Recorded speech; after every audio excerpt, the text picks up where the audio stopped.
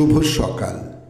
আজ 12ই চৈত্র 1431, ইংরাজির 26শে March 2025। 26শে March 1893 জন্মগ্রহণ করেন ধীরেন্দ্রনাথ গাঙ্গুলি বা ডিজি। তিনি ছিলেন চলচ্চিত্র প্রযোজক, পরিচালক, অভিনেতা এবং সর্বোপরি বাংলা চলচ্চিত্র জগতের ইতিহাসে এক উজ্জ্বল নক্ষত্র। তাঁর পরিচালিত চলচ্চিত্রগুলি হল লেডি টিচার, ইন্দ্রজিৎ, হরগৌরী, যশোদানন্দন, যযাতি, টাকায় কিনা হয়, চরিত্রহীন ইত্যাদি। 1974 পদ্মভূষণ এবং 1975 দাদা সাহেব ফালকে সম্মানে তিনি সম্মানিত হন।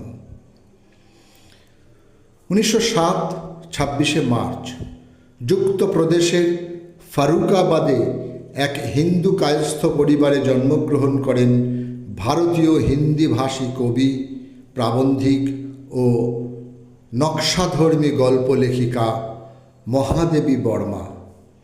শুধুমাত্র সাহিত্য সেবাই নয়, সমাজের মানোন্নয়ন ও নারী কল্যাণের যে কাজের সঙ্গে তিনি যুক্ত ছিলেন তাও তাঁর সাহিত্যে গভীরভাবে প্রভাবিত হয়েছে।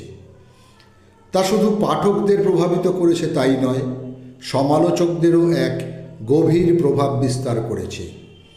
চলচ্চিত্র পরিচালক মৃণাল সেন তাঁর চিনি ভাই গল্প অবলম্বনে নীল আকাশের নিচে ছবিটি পরিচালনা করেন।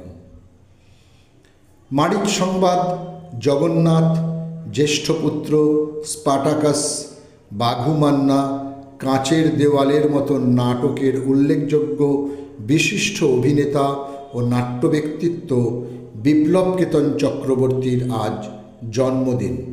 সময়টা 1946। নাট্যজগতের পাশাপাশি দূরদর্শনের বেশ কিছু ধারাবাহিকে তিনি সাফল্যের সঙ্গে অভিনয় করেছিলেন। উৎপল দত্তের নাট্য একাডেমির প্রথম প্রযোজনা চৈতালি রাতের স্বপ্নতে তাঁর অভিনয় এখনও দর্শকদের মনে গেঁথে রয়েছে।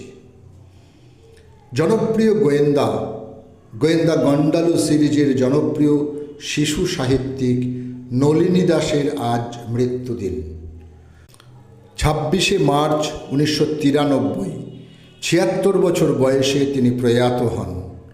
মামাতো ভাই সত্যজিৎ রায় সম্পাদিত সন্দেশ পত্রিকার সঙ্গে তিনি যুক্ত ছিলেন ওতপ্রোতভাবে। 1964 থেকে যুগ্ম সম্পাদিকা হিসেবেও তিনি সন্দেশ পত্রিকা পরিচালনা করেন।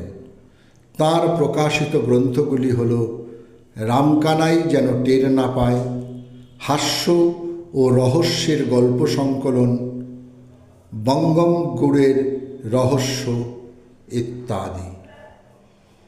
1999 26শে মার্চ হৃদরোগে আক্রান্ত হয়ে 56 বছর বয়সে কলকাতায় প্রয়াত হন সঙ্গীত দুনিয়ার উল্লেখযোগ্য শিল্পী আনন্দ শঙ্কর। সকলকেই আমার আনত প্রণাম।